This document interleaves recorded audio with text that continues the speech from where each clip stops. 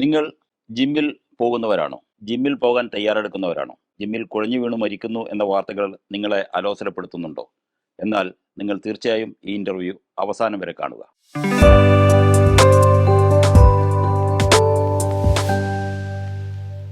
ഇന്ന് നമ്മുടെ ഒപ്പം ഉള്ളത് ദുബായിൽ വളരെ പ്രശസ്തനായ ഡോക്ടർ ജമാലുദ്ദീൻ അബൂബക്കറാണ്. ഡോക്ടറുമായിട്ട് നമുക്ക് കുറച്ച് കാര്യങ്ങൾ സംസാരിക്കാം. ഡോക്ടർ, നമ്മളിപ്പോൾ റീസെൻ്റ്ലി കണ്ടുവരുന്ന ഒരു പുതിയ ഇഷ്യൂസാണ് ചെറുപ്പക്കാരിലുണ്ടാവുന്ന അറ്റാക്ക് അല്ലെങ്കിൽ കാർഡിയക് അറസ്റ്റൊക്കെ. കൂടുതലും ജിമ്മിൽ പോകുന്ന ആൾക്കാർക്കാണ്. ജിമ്മ് ചെയ്തുകൊണ്ടിരിക്കുമ്പോൾ മരിക്കുന്നു, അല്ലെങ്കിൽ അവർ ഷട്ടിൽ കളിച്ചുകൊണ്ടിരിക്കുമ്പോൾ മരിക്കുന്നു, അല്ലെങ്കിൽ നടന്നുകൊണ്ടിരിക്കുമ്പോൾ മരിക്കുന്നു, അല്ലെങ്കിൽ കുഴഞ്ഞു വീണ് മരിക്കുന്നു. എന്തായിരിക്കും ഇതിനുള്ള മെയിൻ കാരണം? എസ്പെഷ്യലി ദുബായിലുള്ള നമുക്കൊക്കെ അത് അറിയാനൊരു താല്പര്യമുണ്ട്. അതെ, ഇത് തീർച്ചയായിട്ടും ഈയിടെയായി നമ്മൾ കണ്ടുവരുന്ന ദാരുണമായ ചില സംഭവങ്ങളാണ് ഇത്. അടുത്ത കാലത്തുണ്ടായ ചില സംഭവങ്ങൾ നോക്കുകയാണെങ്കിൽ 2024 ജൂലൈയിൽ അജ്മൽ ഖാൻ എന്നൊരു വ്യക്തി ദുബായിൽ അദ്ദേഹത്തിൻ്റെ റിസോർട്ടിൽ വർക്കൗട്ട് ചെയ്തുകൊണ്ടിരിക്കുമ്പോൾ കുഴഞ്ഞു വീണ് മരിച്ചു. ഇതുപോലെ തന്നെ അബുദാബിയിൽ സെയ്ദ് ആസിഫ് എന്നൊരു വ്യക്തിയും അതേ കൊല്ലത്തിൽ തന്നെ ഇങ്ങനെ അദ്ദേഹം ഈവനിങ് അദ്ദേഹത്തിന് സൈക്കിൾ എക്സസൈസ് ചെയ്യാറുണ്ട്. ആ സൈക്കിൾ ചവിട്ടിക്കൊണ്ടിരിക്കുന്ന സമയത്ത് അദ്ദേഹം കുഴഞ്ഞു വീണ് മരിച്ചു. ഇപ്പോൾ ഈയിടെ നമ്മൾ വേറൊരു അടുത്ത ദിവസം ദീപാവലി ഇതിൻ്റെ ആഘോഷങ്ങൾ നടക്കുന്ന ഒരു വൈശാഖ് പയ്യൻ 18 വയസ്സേ ഉള്ളൂ, BBM പഠിച്ചുകൊണ്ടിരിക്കുന്ന കുട്ടി ഇതേപോലെ ആ ആഘോഷത്തിനിടയിൽ കുഴഞ്ഞു വീണ് മരിച്ചു. ഇതേപോലെ ഒമാനിൽ അത് വേറൊരു സംഭവം എന്താണെന്ന് വെച്ചാൽ 41 വയസ്സേ അദ്ദേഹത്തിനുള്ളൂ. അദ്ദേഹം നീന്തൽ ട്രെയിനിങ് കൊടുക്കുന്ന ആളാണ്, നീന്തൽ വിദഗ്ധനാണ്, നീന്തൽ ട്രെയിനിങ് കൊടുക്കുന്ന ആളാണ്. 41 വയസ്സുള്ള ഒരു എഞ്ചിനീയർ, അദ്ദേഹം ഇതേപോലെ കുഴഞ്ഞു വീണ് മരിച്ചു. സമാനമായ സംഭവങ്ങൾ ഒരുപാട് നമുക്ക് നമ്മുടെ ഇതിൽ നോക്കുകയാണെങ്കിൽ കാണാൻ കഴിയും. ഒരു ഡോക്ടർ 39 വയസ്സുള്ള ഒരു cardio thoracic surgeon, heart operate ചെയ്യുന്ന ഒരു ഡോക്ടർ മറ്റേ വെല്ലൂർ ഹോസ്പിറ്റലിലെ അദ്ദേഹം റൗണ്ട്സിനിടയിൽ കുഴഞ്ഞു വീണ് എല്ലാ സെറ്റപ്പുള്ളൊരു ഹോസ്പിറ്റലിൽ പോലും അദ്ദേഹത്തിന് റിവൈവ് ചെയ്യാൻ സാധിച്ചില്ല എന്നുള്ളത് വേറൊരു ദാരുണ സംഭവം. ഇങ്ങനെ ഡോക്ടർമാരുടെ ഇടയിലും മരണം സംഭവിക്കുന്നുണ്ട് എന്നുള്ളത് ആണ് നമുക്ക് കാരണങ്ങൾ നമ്മൾ പരിശോധിക്കുമ്പോൾ തീർച്ചയായിട്ടും ഇതിൽ നമ്മുടെ ഇപ്പോഴത്തെ ഒരു ജീവിത ശൈലി അതാണ് ഏറ്റവും പ്രധാനമായിട്ടുള്ള ഒരു കാര്യം എന്ന് പറയുന്നത്. പിന്നെ മറ്റൊന്ന് നമ്മൾ രണ്ട് കാര്യം, ഇപ്പോൾ ഒരു എക്സസൈസ് ചെയ്യാൻ വേണ്ടിയിട്ട് നമ്മൾ ജിമ്മിൽ പോകുന്നു, വ്യായാമം വർക്കൗട്ട് ചെയ്യാൻ വേണ്ടി ജിമ്മിൽ പോകുന്നു. ഇത് രണ്ട് തരത്തിലുള്ള ആളുകളാണ് സാധാരണ ജിമ്മിൽ പോവുക. ഒന്ന് നമുക്ക് ബോഡിയൊക്കെ ഡെവലപ്പ് ചെയ്യണം എന്നൊക്കെ ചെയ്തിട്ട് അങ്ങനെയുള്ള ട്രെൻഡായി മാറി അങ്ങനെ നമ്മൾ നല്ലൊരു ബോഡി ഉണ്ടാവണം എന്നൊക്കെ വിചാരിച്ച് പോകുന്ന ആളുകൾ. മറ്റൊന്ന് ഡോക്ടറെ അടുത്ത് പോകുന്നു, അപ്പോൾ കുറച്ച് അമിതമായ വണ്ണമുണ്ട്, കുറച്ച് ഇൻസുലിൻ റെസിസ്റ്റൻസ് കൂടിയിട്ടുണ്ട്, വയറിൻ്റെ ആ ഭാഗത്തുള്ള വണ്ണം കൂടുതലാണ്, നിങ്ങൾക്ക് പ്രഷർ കുറേശ്ശെ തുടങ്ങിയിട്ടുണ്ട്, കൊളസ്ട്രോൾ ഉണ്ട്, ഇപ്പോൾ വ്യായാമം ചെയ്യണം. അതാണ് ഏറ്റവും ഇതിനൊക്കെ ഈ ജീവിതശൈലി രോഗങ്ങളുടെ ഒരു തുടക്കമുണ്ട്. ഇതിന് ഏറ്റവും ആദ്യം നമുക്ക് ഡോക്ടർമാർ പറയുന്നത് വെച്ചാൽ നിങ്ങൾക്ക് ഡയറ്റ്, ഭക്ഷണ നിയന്ത്രണം, വ്യായാമം, അതിനുശേഷമാണ് മരുന്നിൻ്റെ ഒരു ഇത് വരുന്നുള്ളൂ, പ്രാധാന്യം വരുന്നുള്ളൂ. വെയിറ്റ് കുറയ്ക്കാൻ പറയും. അപ്പോൾ തന്നെ ഉടനെ തന്നെ ജിമ്മിൽ പോവാണ്. ഇവരൊക്കെ നമ്മളുടെ ഇപ്പോഴത്തെ ആരോഗ്യസ്ഥിതി എന്താണെന്ന് മനസ്സിലാക്കുന്നില്ല. അതാണ് ഏറ്റവും പ്രധാനമായിട്ടുള്ള കാര്യം എന്ന് പറയുന്നത്. അപ്പോൾ ജിമ്മിൽ പോവുക അല്ലെങ്കിൽ വേറെ എന്തെങ്കിലും എന്ത് വർക്കൗട്ട് ചെയ്യാനും ജിമ്മിൽ പോകണമെന്നില്ല. അതെ, ജിമ്മിൽ തീരെ തുടങ്ങിയിട്ടില്ല, തീരെ ഒന്നും പോയിട്ട് പിന്നെ തുടങ്ങാൻ പോകുമ്പോഴാണെങ്കിലും നമുക്ക് ആദ്യം നമ്മളുടെ ഇപ്പോഴത്തെ ആരോഗ്യസ്ഥിതി എന്താണെന്ന് നമ്മൾ മനസ്സിലാക്കണം. ഇപ്പോൾ നമ്മളിവിടെ നിന്ന് സംസാരിക്കുമ്പോൾ ഒരു വലിയ പ്രശ്നങ്ങളൊന്നുമില്ല. നമുക്ക് അറിയാം, ഒരു ചില പെർഫോമേഴ്സ് KK എന്നുള്ളൊരു അറിയാലോ, പാടിക്കൊണ്ടിരിക്കുമ്പോഴാണ് അദ്ദേഹം മരിച്ചു വീഴുന്നത്. മറ്റേ എടവാ ബഷീർ പാടിക്കൊണ്ടിരിക്കുമ്പോഴാണ് മരിച്ചത്. ഇതൊക്കെ സ്ട്രെസ്, അവരുടെ ആ സ്ട്രെസ്സാണ് നമുക്ക് ആ സമയത്ത് ഉണ്ടാകുന്നത്. അപ്പോൾ നമ്മുടെ ആരോഗ്യം കൂടുതൽ, നമ്മുടെ ഹാർട്ട് കൂടുതൽ പമ്പ് ചെയ്യേണ്ടി വരുന്നു. ഈ ഹാർട്ട് കൂടുതൽ പമ്പ് ചെയ്യേണ്ടി വരുമ്പോൾ ഹാർട്ടിലേക്കുള്ള രക്തോട്ടം കൂടുതലാവണം. ഇത് രക്തോട്ടം കൂടുതലാവാനുള്ള ആ ശേഷി, ഇതിനെ ഈ ഹാർട്ടിൻ്റെ രക്തക്കുഴലിന് പറയുന്നത് കൊറോണറി ആർട്ടറി എന്നാണ് പറയുന്നത്. കൊറോണറി ആർട്ടറി എന്നാണ് ഹാർട്ടിൻ്റെ ഭിത്തികളിലേക്ക് രക്തം നൽകുന്ന ആർട്ടറിയെ പറയുന്നത്, കൊറോണറി ആർട്ടറി. ഈ കൊറോണറി ആർട്ടറിക്ക് എന്തെങ്കിലും ജന്മനാ ചിലപ്പോൾ വൈകല്യങ്ങളുണ്ടാകുമ്പോൾ സാധാരണഗതിയിൽ അതിൽ പ്രശ്നമൊന്നും ഉണ്ടാവില്ല. അതേസമയത്ത് നമ്മൾ എന്തെങ്കിലും ഒരു കൂടുതലായിട്ട് നമുക്ക് എന്തെങ്കിലും ഒരു ഇത് വേണമെന്ന് വിചാരിക്കുക, നമുക്ക് എന്തെങ്കിലും നമ്മളെ ഹാർട്ടിന് നമ്മൾ എക്സസൈസ് ചെയ്യുമ്പോഴോ അല്ലെങ്കിൽ നമ്മൾ വേറെ എന്തെങ്കിലും പെർഫോം ചെയ്തുകൊണ്ടിരിക്കുമ്പോഴോ നമ്മുടെ ഹാർട്ട് ബീറ്റ് കൂടും, നമ്മുടെ പ്രഷർ കൂടും. നമുക്ക് ആ സമയത്ത് സ്റ്റേജിൽ നിൽക്കുന്ന ആളുകൾക്ക് നമുക്ക് ഫ്ലൈറ്റ് ഉണ്ടാവും. അപ്പോൾ അതിൻ്റെ ഒരു സ്ട്രെസ് ഇതൊക്കെ ഉണ്ടാകുമ്പോൾ ഹാർട്ടിന് കൂടുതൽ ഓക്സിജൻ വേണ്ടി വരുന്നു. പക്ഷേ അതേ സമയത്ത് ഹാർട്ടിന് രക്തക്കുഴലുകളുടെ ഈ എന്തെങ്കിലും വൈകല്യങ്ങൾ ഉണ്ടാകും, അല്ലെങ്കിൽ എന്തെങ്കിലും ഈ അതിറോസ്ക്ലോറോസിസും അതിൻ്റെ കൊളസ്ട്രോളും ഒക്കെ അടഞ്ഞിട്ട് അതിൻ്റെ വ്യാസം കുറഞ്ഞിരുന്നിട്ട് വേണ്ടത്ര രക്തം നൽകാൻ കഴിയാതെ വരുമ്പോൾ ഹാർട്ടിന് പ്രശ്നമുള്ളൂ. അപ്പോഴാണ് നമ്മളെ ഹാർട്ട് അറ്റാക്ക് വരുന്നത്. ഒന്ന്. രണ്ടാമത്തെ കാര്യം എന്ന് പറഞ്ഞാൽ ഹാർട്ടിൻ്റെ ഭിത്തികൾക്ക് എന്തെങ്കിലും പ്രശ്നങ്ങൾ ഉണ്ടാവാം. അതിന് നമ്മൾ സാധാരണ പറയുന്നത് കാർഡിയോമയോപ്പതി എന്നാണ്. ഹാർട്ടിൻ്റെ ഭിത്തി വളരെ വണ്ണം കൂടുതലുണ്ടാകുന്നു. അപ്പോൾ അതുകൊണ്ട് തന്നെ ഇതിന് രണ്ട് കാര്യങ്ങൾ അവിടെ ഉണ്ടാവും. ഒന്ന്, ഇതിൻ്റെ പമ്പ് ചെയ്യാൻ, ഇപ്പോൾ നമ്മൾ ഒരു മസിൽ കൂടുതൽ ബൾക്കാണെങ്കിൽ അത് പമ്പ് ചെയ്യുന്നതിന് കൂടുതൽ എഫേർട്ട് വേണം, കൂടുതൽ പ്രയത്നം വേണം. അപ്പോൾ കൂടുതൽ രക്തം അതിനാവശ്യമാണ്. അത് കിട്ടുന്നില്ലെങ്കിൽ ഈ കാർഡിയോമയോപ്പതിക്ക് പെട്ടെന്ന് തന്നെ ഹാർട്ടിൻ്റെ റിഥം, നമുക്കൊരു ഹാർട്ടിനൊരു റിഥം ഉണ്ട്. നമ്മൾ പൾസ് കിട്ടുമ്പോൾ ആ ലബ് ഡം എന്നൊക്കെ പണ്ട് സ്കൂളിലൊക്കെ പഠിപ്പിക്കുന്ന ആ ഒരു ഇതെന്ന് പറയുന്ന ആ ഒരു റിഥം ഉണ്ട് അതിന്, ഹാർട്ടിന്. ആ റിഥം തെറ്റുമ്പോഴാണ് എരിഥിമിയ എന്ന് പറയുന്നത്. റിഥം തെറ്റിയിട്ടുള്ള ആ ഹൃദയമിടിപ്പ്, നമ്മൾ ഹാർട്ടിൻ്റെ അറയുണ്ടല്ലോ, താഴത്തെ അറയിന് വെൻട്രിക്കിൾ എന്ന് പറഞ്ഞാൽ, മറ്റത് ഏട്രിയം അല്ലെങ്കിൽ ഓറിക്കിൾ എന്ന് പറയുന്നത്. ഈ വെൻട്രിക്കിളാണ് ഏറ്റവും പ്രധാനമായിട്ടുള്ളത്, റൈറ്റും ലെഫ്റ്റും എന്നുള്ള. ഇതിൻ്റെ മസിൽ എന്തെങ്കിലും താളം തെറ്റുമ്പോൾ ആണ് പെട്ടെന്ന് മരണം സംഭവിക്കുന്നത്. 2-3 കാര്യങ്ങൾ ജിമ്മിൽ പോകുന്ന ആളുകൾ ശ്രദ്ധിക്കേണ്ടതെന്ന് വെച്ചാൽ, ഒന്ന്, നമ്മൾ വെള്ളം കുടിക്കലാണ്. ഈ വെള്ളത്തിന് പകരം വെള്ളം തന്നെയാണുള്ളത്. നമുക്ക് ഒരു കിലോയ്ക്ക് 35 ml വെള്ളം വേണം. അപ്പോൾ സാധാരണഗതിയിൽ നമ്മളൊരു ദിവസം ഒരു 70 കിലോ ഉള്ള ആളുകളാണെങ്കിൽ ഒരു 2-2.5 ലിറ്റർ വെള്ളം കുടിച്ചേ പറ്റും. വർക്കൗട്ട് ചെയ്യുമ്പോൾ നമ്മൾ സ്വെറ്റ് ചെയ്യും, നമുക്ക് വിയർപ്പുണ്ടാവും. വിയർപ്പ് ശരീരത്തിൽ കൂടുതൽ വെള്ളം നഷ്ടപ്പെടും. അപ്പോൾ നമ്മൾ കൂടുതൽ വെള്ളം കുടിച്ചേ പറ്റുള്ളൂ. ജിമ്മിൽ പോകുന്ന ആളുകൾ, അപ്പം ഞാൻ ജിമ്മിൽ പോകാറുള്ളതാണ്. അപ്പോൾ അതുകൊണ്ട് തന്നെ എനിക്കറിയാം, അവിടെ വരുന്ന ആളുകളൊക്കെ ഒരു 250 ml വെള്ളമായിട്ടാണ് ഈ വരുന്നത്. അത് പോരാ. എന്ത് വെള്ളം കുടിച്ചില്ലെങ്കിൽ എന്താണ് പ്രശ്നം? നമ്മൾ ജിമ്മിൽ പോകുന്നു, അവിടെ വിയർപ്പുണ്ടാകുന്നു, ഡീഹൈഡ്രേഷൻ സംഭവിക്കുന്നു. ഇതിൻ്റെ കൂട്ടത്തിൽ നമ്മൾ വേറൊരു അബദ്ധം കൂടി കാണിക്കും. പെർഫോമൻസ് കൂട്ടാൻ വേണ്ടിയിട്ട് ചിലർ ഈ ചില പെർഫോമൻസ് എൻഹാൻസിങ് പ്രോട്ടീൻ മാത്രമല്ല, ഇതിനു വേണ്ടിയുള്ള എനർജി ഡ്രിങ്ക്സ് ഉണ്ട്. ചില ബ്രാൻഡ് ചെയ്യാൻ പറയുന്നില്ല, എനർജി ഡ്രിങ്ക്സ് ഉണ്ട്.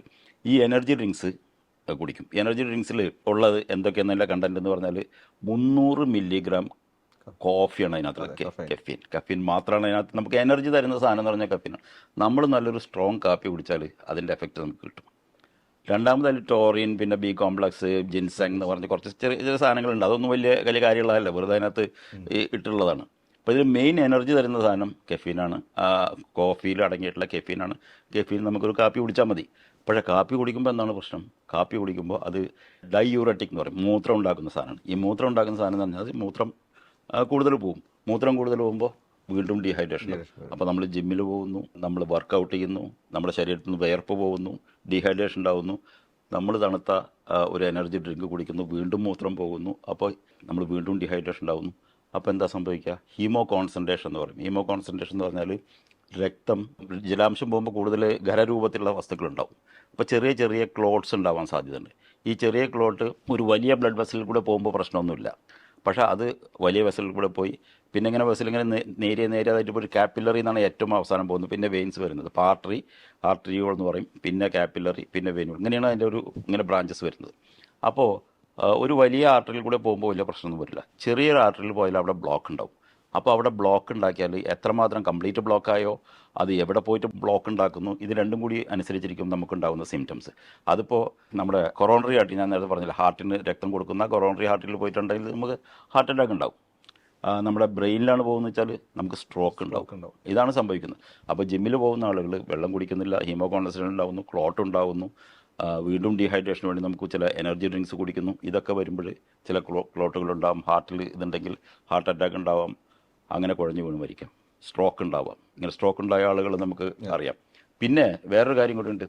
ഇതിന് അനബോളിക് സ്റ്റീറോയിഡ്സ്, ചിലർ പെർഫോമൻസ് എൻഹാൻസിങ്, ഇത് മാത്രമല്ല ചില സ്റ്റീറോയിഡ് കുത്തിവെക്കും, ഇഞ്ചക്ഷൻസ് ഉണ്ട്. അത് ഇവിടെ നിരോധിച്ചതാണ്, നമ്മൾ UAE നിരോധിച്ചിട്ടുള്ളതാണ്. പക്ഷേ എന്നാലും പല വിധത്തിലും ആളുകൾക്ക് ലഭ്യമാകുന്നില്ല, അല്ലെങ്കിൽ ലഭ്യമാകുന്നുള്ള വിധത്തിലുള്ള കാര്യങ്ങൾ സാഹചര്യമുണ്ട്. അപ്പോൾ അങ്ങനെ ചെയ്താൽ ഇതെന്തൊക്കെ ഉണ്ടാവുന്നത്? തീർച്ചയായിട്ടും അതിൻ്റെ ഗുണങ്ങൾ എന്താണെന്ന് ഞാൻ ആദ്യം പറയാം. അതിന് ഗുണം ഉണ്ടാകുന്നത് നമുക്ക് എനർജി കൂടുതലുണ്ടാവും, നമുക്ക് കൂടുതൽ വർക്കൗട്ട് ചെയ്യാൻ പറ്റും, ഡബിളായിട്ട് വർക്കൗട്ട് ചെയ്യാൻ പറ്റും, ഫാറ്റൊക്കെ കുറയും, നിങ്ങളുടെ മസിലൊക്കെ തെളിഞ്ഞ് വരും, മസിൽ ബൾക്ക് കൂടും. ഇതൊക്കെ അതിൻ്റെ ഗുണങ്ങളാണ്. ദോഷങ്ങൾ എന്താണ്? ദോഷങ്ങൾ എന്ന് പറഞ്ഞാൽ നമുക്ക് ഇതിൻ്റെ ലിവറിനെ ഇത് ബാധിക്കും, കിഡ്നിനെ ബാധിക്കും, പിന്നെ കൊളസ്ട്രോൾ നിങ്ങളുടെ കൂടും, ഇതേപോലെ ക്ലോട്ടുകൾ ഉണ്ടാക്കാനുള്ള സാധ്യത ഉണ്ട്, സ്ട്രോക്ക് ഉണ്ടാക്കും, ഹാർട്ട് അറ്റാക്ക് ഉണ്ടാക്കും. ഇതിലൊക്കെ അപ്പുറം നിങ്ങളുടെ വൃഷ്ണം ടെസ്റ്റസ്റ്ററോൺ, ഈ അനബോളിക് സ്റ്റെറോയിഡ് ടെസ്റ്റസ്റ്ററോൺ. ടെസ്റ്റസ്റ്ററോൺ എന്ന് പറഞ്ഞാൽ നമ്മുടെ പുരുഷ ഹോർമോണാണ്. ഈ പുരുഷ ഹോർമോൺ നമ്മുടെ വൃഷ്ണത്തിൽ, അതായത് ടെസ്റ്റിസിൽ ആണ് ഉണ്ടാക്കുന്നത്. ആ ടെസ്റ്റിസിൽ നിന്ന് പുറത്തുനിന്ന് കൊടുക്കുമ്പോൾ ആ ടെസ്റ്റിസിൻ്റെ പ്രവർത്തനം നിൽക്കും. അപ്പം നിങ്ങൾക്ക് രണ്ട് കാര്യങ്ങളും, ഒന്ന് ഇൻഫെർട്ടിലിറ്റി ഉണ്ടാവും, കുട്ടികളുണ്ടാവാനുള്ള സാധ്യത കുറയും. മറ്റൊന്ന് ഇമ്പോർട്ടൻസ് ഉണ്ടാവും, നിങ്ങൾക്ക് ലിബിഡോ, നിങ്ങളുടെ സെക്ഷൽ ഏർജ് നിങ്ങൾക്ക് കുറയും. മറ്റൊന്ന് നിങ്ങൾക്ക് മാനസിക വിഭ്രാന്തി ഉണ്ടാവും, സൈക്കോസ്. ഇത്രയൊക്കെ മാരകമായ പ്രശ്നങ്ങൾ ഉണ്ടാക്കുന്ന ഒന്നാണ് ചെറിയ ഒരു കാര്യത്തിന് വേണ്ടി നമ്മൾ വഴിവെക്കുന്നത്. അപ്പോൾ ഈ അനബോളിക് സ്റ്റെറോയിഡ്സ്, പെർഫോമൻസ്, ഈ രണ്ട് കാര്യങ്ങളും പ്രശ്നമാണ്. അതുകൊണ്ട് ഇത് ചെയ്യരുത്. ഇത്രയാണ് നമുക്കിതിൻ്റെ പ്രധാനപ്പെട്ട കാരണങ്ങൾ എന്ന് പറയുന്നത്. സാർ, അപ്പോൾ അങ്ങനെയാണെങ്കിൽ നമ്മളിപ്പോൾ ഇവിടെ ദുബായിൽ എക്സ്പെഷ്യലി ഇപ്പോൾ എല്ലാ GCC രാജ്യങ്ങളിലുള്ള ആൾക്കാരെ ജോലി അറിയാലോ, ഭയങ്കര ബിസി ഷെഡ്യൂളാണ്. അങ്ങനെ ഇരിക്കുന്ന സമയത്തായിരിക്കും പെട്ടെന്ന് ഡോക്ടർ പറയാം, നിങ്ങൾ നാളെ മുതൽ ജിമ്മിൽ പോകണം, അല്ലാന്നുണ്ടെങ്കിൽ നിങ്ങളുടെ വെയിറ്റ് കുറയ്ക്കണം. അപ്പോൾ ഇവർ നേരെ ചെന്നിട്ട് ജിമ്മിൽ ചേർന്നു, വേറെ ഒരു അസുഖങ്ങളോ അല്ലെങ്കിൽ മറ്റുള്ള കാര്യങ്ങളോ ഒന്നും ടെസ്റ്റ് ചെയ്യുന്നില്ല. അപ്പോൾ ഇത് നമുക്ക് പ്രിവെൻറ്റ് ചെയ്യാൻ, ഇങ്ങനത്തെ ഒരു അറ്റാക്ക് കുറയ്ക്കാൻ, നാളെ മുതൽ ജിമ്മിൽ പോകുന്നു, അയാൾക്കൊരു ഇഷ്യൂസ് കുറയ്ക്കാൻ വേണ്ടിയിട്ട്, കാർഡിയാക് അറസ്റ്റ് അല്ലെങ്കിൽ അങ്ങനത്തെ ഒരു ഇഷ്യൂസ് കുറയ്ക്കാൻ വേണ്ടിയിട്ട് എന്താണ് ഇതിനൊരു പ്രിവെൻഷൻ? വല്ല ടെസ്റ്റ് ആദ്യം ചെയ്തിട്ട് പോകണോ, അതോ അതിന് അല്ലെങ്കിൽ നമ്മൾ ജിമ്മിൽ സ്റ്റാർട്ട് ചെയ്യുന്ന സമയത്ത് തന്നെ എന്തെങ്കിലും പ്രിക്കോഷൻസ് എടുക്കണോ? എന്തായിരുന്നു ഡോക്ടർ പറയാനുള്ളത്? അതെ, നമുക്ക് ഇതൊക്കെ പറഞ്ഞാൽ നമുക്ക് ജിമ്മും വ്യായാമവും വളരെ അത്യാവശ്യമാണ്. കാരണം ഏതൊരു അസുഖത്തിൻ്റെയും, പ്രത്യേകിച്ച് നമ്മൾ നേരത്തെ സൂചിപ്പിച്ച പോലുള്ള ജീവിതശൈലി രോഗങ്ങൾ, ഷുഗർ ആയിക്കോട്ടെ, പ്രഷർ ആയിക്കോട്ടെ, അതല്ലെങ്കിൽ ഹാർട്ടിൻ്റെ അസുഖങ്ങളായിക്കോട്ടെ, ഇതിനൊക്കെ നമുക്ക് വ്യായാമം വളരെ അത്യാവശ്യമാണ്. വ്യായാമം ഇത് ഇങ്ങനെ സംഭവിച്ചു എന്ന് പറഞ്ഞുകൊണ്ട് ഇപ്പം ഇങ്ങനെ കുറേ ആളുകൾക്ക് ഒരു പേടി ഉണ്ടാവും, ഞങ്ങൾക്ക് ജിമ്മിൽ പോകാൻ പറ്റുമോ, നിങ്ങളെ കുഴഞ്ഞു വീഴുന്നു, മരിക്കുന്നു എന്നുള്ളത്. അപ്പോൾ വ്യായാമം നിർത്തുക അല്ല വേണ്ടത്. നമ്മൾ അറിഞ്ഞുകൊണ്ട് നമ്മളുടെ ആരോഗ്യ സ്ഥിതി നമ്മൾ ആദ്യം മനസ്സിലാക്കുക, അതിനനുസരിച്ചുള്ള വ്യായാമ മുറകൾ നമ്മൾ ചെയ്യുക എന്നുള്ളത്. തീർച്ചയായിട്ടും നമ്മളൊക്കെ പ്രത്യേകിച്ച് അത് ഏത് പ്രായത്തിലുള്ള ആളുകളായിക്കോട്ടെ, അപ്പോൾ നിങ്ങൾ 20 വയസ്സുള്ള കുട്ടി അല്ലെങ്കിൽ ഒരു വളരെ ചെറുപ്പക്കാരനായിട്ടുള്ള ഒരു ആൾ ജിമ്മിൽ പോവുകയാണെങ്കിലും, 30 വയസ്സുള്ളതാണെങ്കിൽ 40 വയസ്സിലും 60 വയസ്സുള്ള ആളാണെങ്കിലും ജിമ്മിൽ പോകുന്നതിന് മുമ്പ് നിങ്ങളുടെ നമ്പർ നിങ്ങൾ അറിഞ്ഞിരിക്കണം. നമ്പർ എന്ന് പറയുന്നത് നിങ്ങളുടെ പ്രഷർ എന്താണ്, നിങ്ങളുടെ കൊളസ്ട്രോൾ ലെവൽ എന്താണ്, നിങ്ങളുടെ ഷുഗർ ലെവൽ എന്താണ്, ഈ ഇത്രയും കാര്യങ്ങൾ നിങ്ങൾ തീർച്ചയായിട്ടും അറിഞ്ഞിരിക്കണം. മറ്റൊന്ന്, ഇതിൽ എന്തെങ്കിലും പ്രശ്നങ്ങളുണ്ടെങ്കിൽ വേണമെങ്കിൽ ഒരു ECG, അതിലപ്പുറം നേരത്തെ ഞാൻ മസിലിൻ്റെ കാര്യങ്ങളൊക്കെ പറഞ്ഞ ഹാർട്ടിൻ്റെ, അത് വല്ലതും ഉണ്ടോ എന്ന് അറിയാനായിട്ട് ചിലപ്പോൾ ഒരു എക്കോ ഒക്കെ ചെയ്യേണ്ടി വരും. എന്തെങ്കിലും പ്രശ്നമുള്ളതാണെങ്കിൽ ഡോക്ടറോട് ചോദിക്കുക, എക്സ്പെർട്ടിൻ്റെ ഒപ്പീനിയൻ അറിയുക, അതിനുശേഷം നമ്മൾ വ്യായാമത്തിലേക്ക് കടക്കുക എന്നുള്ളതാണ് ഒന്ന്, ഇത് പ്രിവെൻറ്റ് ചെയ്യാനുള്ളത്. മറ്റൊന്ന്, ജിമ്മിലങ്ങ് ചേർന്നാൽ ആദ്യത്തെ ദിവസം തന്നെ നമ്മൾ മറ്റൊരു സൽമാൻ ഖാൻ്റെ ബോഡി വേണമെന്ന് വിചാരിക്കരുത്. 1-2 ദിവസം കഴിയുമ്പോഴും സാധാരണ ചെന്നിട്ട് എല്ലാവരും മസിലൊക്കെ ചെന്നിട്ട് നമ്മൾ ഏത് ഭാഗം വളർന്നു. ഞാൻ ജിമ്മിൽ പോകുന്ന എനിക്കറിയാം, അവിടെ പോകുന്ന പല ആളുകളും അവിടെ ജിമ്മിൽ വർക്കൗട്ട് ചെയ്യുന്നതിനേക്കാളും കൂടുതൽ കണ്ണാടിയുടെ മുമ്പിലാണ് ചിലവഴിക്കുന്നത്. കാരണം നമ്മളെ മസിലൊക്കെ വളർന്നോ നോക്കുന്നത്. അതൊന്ന്. രണ്ടാമത്തെ കാര്യം, ഇത് 1-2 ദിവസം കൊണ്ട് ഉണ്ടാക്കാവുന്നതല്ല. നമ്മൾ സസ്റ്റെയിൻഡ് ആയിട്ട് വർക്കൗട്ട് ചെയ്താലാണ് ഉണ്ടാവുകയുള്ളൂ മസിൽ. ഈ മസിൽ എന്ന് പറഞ്ഞാൽ അതന്നെ, ഇപ്പോൾ മസിൽ ഉണ്ടാക്കുന്നതിന് 2-3 കാര്യങ്ങളുണ്ട്. ഒന്ന്, നമ്മൾ വർക്കൗട്ട് ചെയ്യുക. വർക്കൗട്ട് ചെയ്യുമ്പോൾ എന്നും ഒരേ വർക്കൗട്ട്, ഇപ്പോൾ നിങ്ങൾ കൈ മാത്രം വളരാൻ വേണ്ടി കയ്യിന് മാത്രം എല്ലാ ദിവസവും വർക്കൗട്ട് ചെയ്യാൻ പാടില്ല. അത് ഒരു ദിവസം അതിന് റിക്കവറി കൊടുക്കണം. നമ്മൾ ആ മസിൽ നമ്മൾ സ്ട്രെസ് ചെയ്ത് അതിന് റിക്കവർ ചെയ്യാനുള്ള ഒരു സമയം നമ്മൾ കൊടുക്കണം. അത് കഴിഞ്ഞിട്ട് ഈ മസിൽ അഡാപ്റ്റ് ചെയ്യും. അപ്പോൾ നമ്മൾ കൂടുതൽ നമുക്ക് ഇത് ചെയ്യാൻ പറ്റും, കൂടുതൽ വെയിറ്റ് എടുത്ത് നമുക്ക് ട്രെയിൻ ചെയ്യാൻ പറ്റും. അപ്പോൾ നമ്മൾ ചെയ്യാനുള്ളതെന്ന് വെച്ചാൽ നമ്മുടെ ശരീരത്തിനനുസരിച്ച് നമ്മൾ വ്യായാമം ചെയ്യുക. ഒരു ദിവസം കൊണ്ട് തന്നെ കൂടുതൽ ചെയ്യാതിരിക്കുക. നമ്മൾ അറിയാം, നമുക്ക് ചെയ്യുമ്പോൾ നമ്മുടെ ശരീരം പറയും നമ്മളോട് നിങ്ങൾക്ക് മതി എന്നുള്ളത്.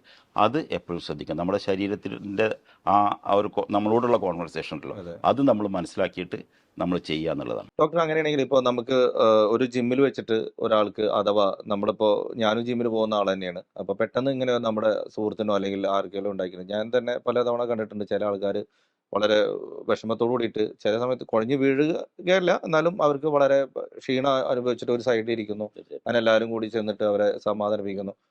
അപ്പോൾ എന്താണ് നമുക്ക് പെട്ടെന്ന് അങ്ങനെ നമ്മുടെ അടുത്തുള്ള സുഹൃത്തിന് അങ്ങനെ സംഭവിച്ചു കഴിഞ്ഞാൽ നമ്മൾ എന്താണ് ചെയ്യുന്നത് ഇത് പ്രിവെൻറ്റ് ചെയ്യാൻ വേണ്ടിയിട്ട്?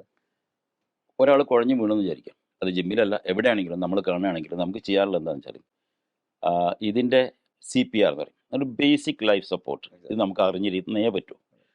അതായത് നമ്മൾ ഹാർട്ട് നമ്മൾ രണ്ട് കൈ ഇങ്ങനെ കൈ വെച്ചിട്ട് ഫോഴ്സ് കൊടുക്കുന്ന കൈ ഇങ്ങനെ വെച്ചിട്ട് നമ്മളെ ചെസ്റ്റിലെ ഇത് രണ്ട് നിപ്പിളിൻ്റെ ഇടയിൽ വെച്ചിട്ട് നമ്മൾ പ്രസ് ചെയ്യാൻ 2 ഇഞ്ച് താഴണം, ആ വിധത്തിൽ താഴണം.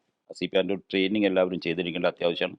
അതൊന്ന് CPR കൊടുത്താൽ നമുക്ക് ഇങ്ങനെ പോകുന്ന പല ആളുകളെ നമുക്ക് ജീവിതത്തിലേക്ക് തിരിച്ചു കൊണ്ടുവരാൻ പറ്റും. ഇത് എല്ലാവരും അറിഞ്ഞിരിക്കേണ്ട ഒരു സംഗതിയാണ് CPR എന്താണെന്നുള്ളത്. പിന്നെ ജിമ്മിൽ പല പബ്ലിക് പ്ലേസിലും നമ്മൾ എയർപോർട്ടിലൊക്കെ പോകുമ്പോൾ കാണാം AED എന്ന് പറഞ്ഞൊരു സാധനം എഴുതിയിട്ടുണ്ടാവും. നമ്മളത് ദർഹാന്ന് വിചാരിക്കുക, അതല്ല. AED എന്ന് പറഞ്ഞാൽ ഓട്ടോമേറ്റഡ് എക്സ്റ്റേണൽ ഡീഫിബ്രിലേറ്റർ എന്ന് പറയും. ഇത് ഡീഫിബ്രിലേറ്ററാണ്. അത് അതിൻ്റെ അകത്ത് എല്ലാ കാര്യങ്ങളും എഴുതിയിട്ടുണ്ട്. നമ്മൾ എവിടെ പാഡ് വെക്കണം, കുട്ടികളിൽ എവിടെ വെക്കണം, വലിയവരിൽ വെക്കണം, ഇവിടെ വെച്ച് കഴിഞ്ഞാൽ നമ്മൾ CPR കൊടുത്തുകൊണ്ടിരിക്കുന്നു. അപ്പോൾ അത് പറയും. അതിൽ നിന്ന് നമുക്ക് ഇത് കേൾക്കാൻ പറ്റും. ഇത് കൊടുക്കാൻ പോകുന്നു, ഷോക്ക് കൊടുക്കാൻ പോകുന്നത്. അപ്പോൾ ഷോക്ക് കൊടുക്കാൻ പോകുമ്പോൾ നമ്മൾ മാറി നിൽക്കും, ഷോക്ക് കൊടുക്കും, വീണ്ടും CPR നമ്മൾ തുടങ്ങും, ഷോക്ക് കൊടുക്കും. ഇങ്ങനെ നമ്മൾ ആളുകളെ ഈ പലപ്പോഴും ഇത്തരത്തിൽ കുഴഞ്ഞു വീഴുന്ന ആളുകളെ നമുക്ക് ജീവിതത്തിലേക്ക് തിരിച്ചുകൊണ്ടുവരും. അപ്പോൾ ജിമ്മിലുള്ള ട്രെയിനേഴ്സ്, അവിടെ ഇരിക്കുന്ന ആളുകൾ CPR പഠിച്ചിരിക്കണം. എല്ലാ ജിമ്മിലും AED എന്ന് പറഞ്ഞ ഡീഫിബ്രിലേറ്റർ ഉണ്ടായിരിക്കണം. ഇത് വളരെ അത്യാവശ്യമാണ്. കാരണം വിലപ്പെട്ട ജീവൻ നഷ്ടപ്പെടുന്നതാണ്. ഈ നഷ്ടപ്പെട്ട ജീവൻ തിരിച്ചു പിടിക്കാനുള്ള ഒരേ ഒരു പോംവഴി നമ്മുടെ കയ്യിലുള്ളതാണ്. അല്ലാതെ അവനവിടെ കുഴഞ്ഞു വീണുമ്പോൾ അവൻ മരിക്കട്ടെ എന്ന് പറഞ്ഞ് വിടുകയല്ലേ വേണ്ടത്. അവന് ജീവിതത്തിലേക്ക് തിരിച്ചു കൊണ്ടുവരാൻ ജീവിച്ചിരിക്കുന്നത് നമ്മളെല്ലാവരും, ഡോക്ടറാവണമെന്നൊന്നുമില്ല, നമ്മളെല്ലാവരും സാധാരണക്കാരൻ്റെയും ഒരു കടമയാണ്. അപ്പം എല്ലാവരും നമ്മൾ ഈ CPRൻ്റെ ഏതെങ്കിലും കോഴ്സ് ചെയ്യണം എന്നുള്ളതാണ് എനിക്ക് പറയാനുള്ളത്. പിന്നെ AED ഇതേപോലെ പബ്ലിക് പ്ലേസിൽ എല്ലായിടത്തും വേണം, നിർബന്ധമായിട്ടും വേണം. ഇപ്പം നമ്മൾ എങ്ങനെയാണ് ജിമ്മിൽ പോകേണ്ടതെന്ന് പറഞ്ഞു, എങ്ങനെ വെള്ളം കുടിക്കണമെന്ന് പറഞ്ഞു. അതുപോലെ നമ്മളിവിടെ കണ്ടിട്ടുള്ള ഒരു, പ്രത്യേകിച്ച് ദുബായിലൊക്കെ വളരെ സുലഭമായി കിട്ടുന്ന സാധനമാണ് ചിക്കൻ. എല്ലാവരുടെ വീട്ടിലും ഡെയിലി പറഞ്ഞ പോലെ നമ്മൾ ചിക്കൻ കഴിക്കുന്ന ആൾക്കാരാണ്. അതിവിടെ സുലഭമായിട്ട് കിട്ടുന്നതുകൊണ്ടായിരിക്കാം. അപ്പോൾ ജിമ്മിന് പോകുന്ന എന്നോട് തന്നെ പല സുഹൃത്തുക്കളും പറഞ്ഞിട്ടുണ്ട്, ഒരു 1/2 കിലോ ചിക്കൻ അല്ലെങ്കിൽ 1 കിലോ ചിക്കനൊക്കെ ഒരാൾ കഴിച്ചുകൊണ്ടിരിക്കുന്നു, അല്ലെങ്കിൽ 4 എഗ്ഗ് കഴിക്കുന്നു രാവിലെ. വേറെ ഫുഡൊന്നും പുള്ളി കഴിക്കുന്നില്ല. പക്ഷേ മെയിൻലി പുള്ളി പറഞ്ഞു, ഞാൻ റൈസ് കട്ട് ചെയ്തു, അത് കട്ട് ചെയ്തു, ഇത് കട്ട് ചെയ്തു, ഭയങ്കര ഡയറ്റാണ്. പക്ഷേ ജിമ്മിന് പോകണ കാരണം ഞാൻ 1/2 കിലോ ചിക്കൻ കഴിക്കുന്നു, അല്ലെങ്കിൽ 4 എഗ്ഗ് കഴിക്കുന്നു ഡെയിലി. വേറെ പ്രോട്ടീന് വേണ്ടിയിട്ട് ചിലർ പ്രോട്ടീൻ പൗഡറായിട്ട് കഴിക്കുന്നുണ്ട്. അപ്പോൾ പ്രോട്ടീൻ പൗഡറിന് പകരം ആൾക്കാർ ഇത് കഴിക്കുന്നു കൂടുതൽ. അതുകൊണ്ട് എന്തെങ്കിലും ഇഷ്യൂസ് ഉണ്ടാവോ? നമ്മൾ ഒരു സമീകൃത ആഹാരമാണ് നമുക്ക് വേണ്ടത്. എല്ലാം നമ്മുടെ ആഹാരത്തിൽ 3 ഘടകങ്ങളാണുള്ളത്. ഒന്ന് കാർബോഹൈഡ്രേറ്റ്, ഫാറ്റ്, പ്രോട്ടീൻ. ഇതിൽ അന്നജം എന്ന് പറയുന്ന കാർബോഹൈഡ്രേറ്റ് അത് 60%, 30% ഫാറ്റ്, 10% പ്രോട്ടീൻ എന്ന് പറയുന്നത്. പ്രോട്ടീൻ ആവശ്യമാണ്, പക്ഷേ കൂടുതൽ പ്രോട്ടീൻ ഓവർലോഡ് നമ്മൾ കൊടുക്കേണ്ട കാര്യമില്ല. പിന്നെ നിങ്ങൾ എന്താണ് നിങ്ങളുടെ ജിമ്മിൽ പോകുന്നതിൻ്റെ നിങ്ങളുടെ ലക്ഷ്യം എന്നുള്ളത്. നിങ്ങൾ ഒരു മിസ് ഇന്ത്യ ആവാനോ മിസ്റ്റർ കേരള ആവാനോ അല്ലെങ്കിൽ മിസ്റ്റർ യൂണിവേഴ്സ് ആവാനോ അല്ലല്ലോ നിങ്ങളുടെ ഇത്. നമ്മളൊരു ആരോഗ്യം നിലനിർത്തുക എന്നുള്ളതാണെങ്കിൽ, നമ്മുടെ ഗോൾ അതാണെങ്കിൽ നമ്മൾ സാധാരണ ഭക്ഷണം കഴിച്ചാൽ മതി. ഇതിനകത്ത് അമിതമായുള്ള ഭക്ഷണം കഴിക്കേണ്ട ഒരു കാര്യമില്ല. ഇതിൽ നമ്മൾ ശ്രദ്ധിക്കേണ്ടത് ഞാൻ നേരത്തെ പറഞ്ഞ പോലെ വെള്ളം കുടിക്കൽ മാത്രമാണ്. വെള്ളമാണ് ഇതിൻ്റെ നമ്മൾ ഇതായിട്ട്, അതാണ് നമ്മുടെ ശരീരത്തിൻ്റെ 70% നമുക്ക് വെള്ളമാണ്. അപ്പോൾ ആ വെള്ളമാണ് നമ്മൾ ഇതാക്കേണ്ടത്. പിന്നെ ഈ ആഹാരം പിന്നെ നമുക്ക് കഴിക്കാം, കുഴപ്പമൊന്നുമില്ല നമ്മൾ, പക്ഷേ അമിതമായിട്ട് ഒന്നും കഴിക്കാനില്ല. നമ്മളെപ്പോഴും അധികമായാൽ അമൃതും വിഷം എന്നുള്ള ആ ആപ്തവാക്യം നമ്മളെപ്പോഴും മനസ്സിൽ കൊണ്ടുനടക്കണം. നമ്മൾ ഒരു കാര്യത്തിലും അമിതമാകുന്നത് നമുക്ക് ആരോഗ്യത്തിന് എപ്പോഴും ദോഷമായി ഭവിക്കുകയുള്ളൂ. പ്രോട്ടീൻ ഒരു മിതമായിട്ട് നമ്മൾ 1.5 to 2 ഗ്രാമാണ് നമുക്ക് ഒരു ദിവസം നമ്മൾ കഴിക്കുക. 1.5 to 1.8, 2 വരെ വേണ്ട. അതാണ്. ഇനിയിപ്പോൾ 2 വരെ ആയാലും കുഴപ്പമൊന്നുമില്ല. ഇപ്പോൾ 70 ഇതുള്ള ഒരു 2 ഗ്രാം ആണെങ്കിൽ തന്നെ 140 ഗ്രാമോ നമുക്ക് ആവശ്യമുള്ളൂ മൊത്തം പ്രോട്ടീൻ.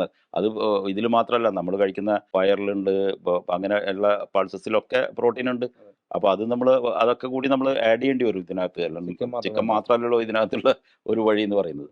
അപ്പോൾ അങ്ങനെ അമിതമായി ചിക്കൻ കഴിക്കേണ്ട കാര്യമില്ല. പിന്നെ പ്രോട്ടീനും ഇപ്പോൾ നമുക്ക് മസിൽ വലുതാക്കണോ എന്നുള്ളത് നമ്മളുടെ ഇത്. ഇനിയിപ്പോൾ വേണമെന്നുണ്ടെങ്കിൽ നിങ്ങൾക്ക്, എൻ്റെ ഒരു ഇതെന്ന് പറഞ്ഞാൽ, നിങ്ങൾ പ്രോട്ടീൻ പൗഡർ കഴിക്കുകയാണെങ്കിൽ ഒരു സ്കൂപ്പ് നിങ്ങൾ വെള്ളത്തിൽ കലക്കി കുടിക്കാം. അതിലപ്പുറം നിങ്ങൾ കഴിക്കരുത്. ഇത് കൂടുതൽ പ്രോട്ടീൻ ഉണ്ടായാലും എന്താണ്, നമ്മുടെ കിഡ്നിയുടെ എങ്ങനെയാണ് പ്രവർത്തിക്കുന്നത് നമുക്കറിയില്ല. നമ്മുടെ കിഡ്നിയുടെയൊക്കെ എന്തെങ്കിലും പ്രശ്നങ്ങളുണ്ടോ എന്ന് നമുക്കറിയില്ല. കാരണം നമ്മളെപ്പോഴും നമ്മൾ കഴിക്കുന്ന മരുന്നുകളുണ്ടാവാം, നമ്മൾ വേറെ പലതും കഴിക്കുന്നത്. ഇപ്പം നമ്മൾ ഭക്ഷണത്തിൽ തന്നെ 100% മായം ചേർക്കാത്ത ഭക്ഷണമാണ് നമ്മൾ കഴിക്കുന്നത്, നമുക്ക് വല്ല ഉറപ്പുണ്ടോ?